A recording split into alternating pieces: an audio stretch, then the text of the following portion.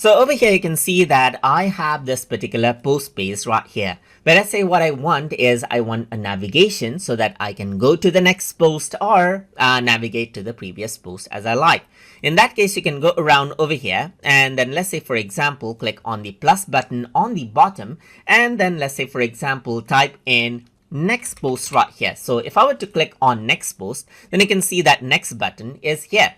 I can go ahead and choose arrow for this as well and then work around with option for chevron as well. So if I were to go around over here, you can see that I can transform this into previous post as well. And I can also go ahead and change around the color for this post as well. I can go ahead and change around the background right here. And that is what you have. And you can change it out into laws and extra laws as well. And bold it out as well. So there's some text as you can see right here. So this is what you have. So let me just go ahead and let's say for example, add in another block as well. So I got the next post of course, and if I were to type in previous, I get the previous post as well. But this is it as you can see right here. So now what I can simply do is duplicate this and then turn this into next right here. And I got these blocks right here as you can see, the next and previous right here.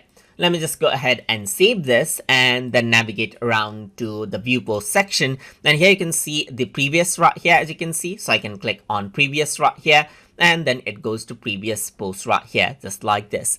So I don't actually have the next post that is shown because there is no next article. This is the latest one. But if you add it in the other post that you may have, so let me just go around over here onto an older post.